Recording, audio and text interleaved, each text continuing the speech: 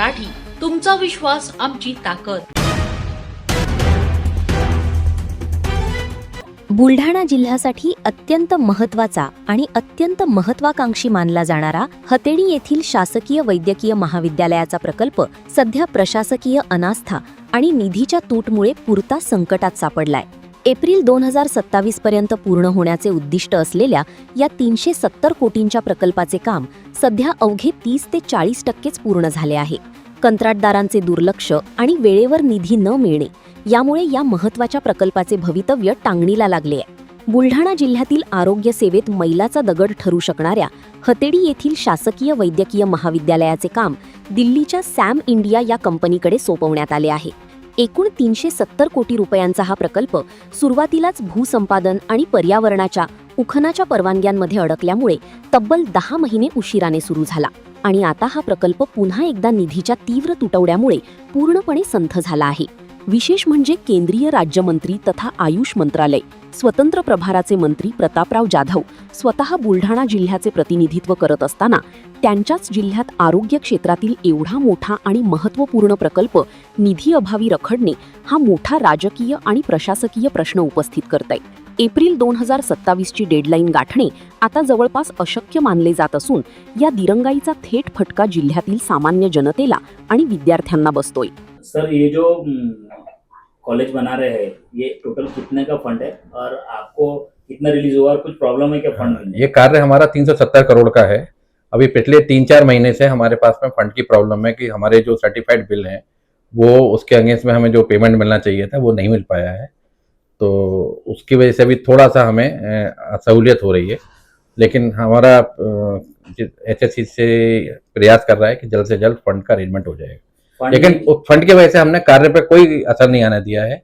हम लोग लगातार तेज गति से कार्य कर रहे हैं और करते रहेंगे।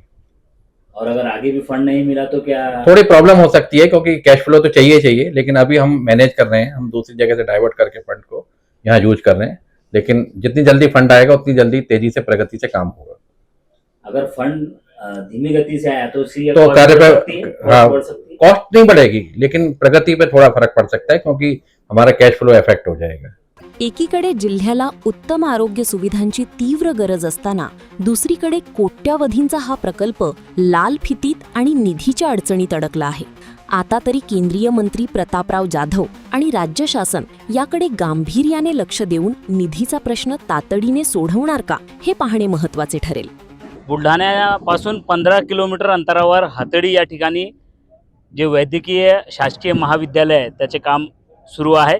370 कोटीचा हा प्रोजेक्ट आहे।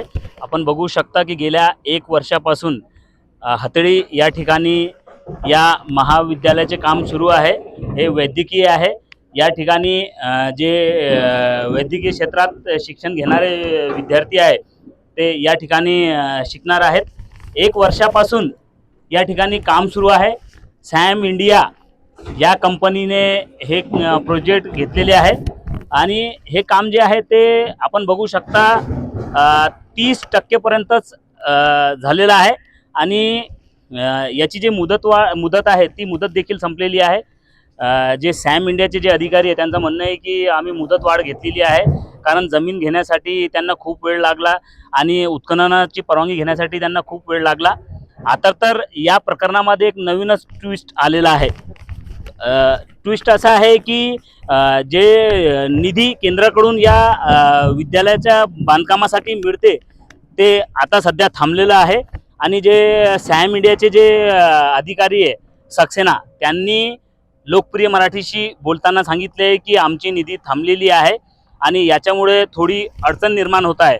जर निधी अशीच थांबली तर हा प्रोजेक्ट जो आहे तो बंद होऊ शकते आणि हा जो एरिया आहे, हा जो बुलढाणा जिल्हा आहे तो केंद्रीय राज्यमंत्री प्रतापराव जाधव यांचा हा एरिया आहे आणि असं असताना देखील केंद्राकडून या प्रोजेक्टला जी निधी आहे ते थांबवण्यात आली आहे। आता पाहणे महत्त्वाचे ठरणार आहे की निधी कधीपर्यंत मिळते आणि हे जे प्रोजेक्ट आहे हे कधीपर्यंत पूर्ण होते। वसीम शेख, लोकप्रिय मराठी, हतेडी, बुलढाणा। अशाच ताज्या आणि वेगळ्या घडामोडींसाठी पाहत रहा लोकप्रिय मराठी न्यूज।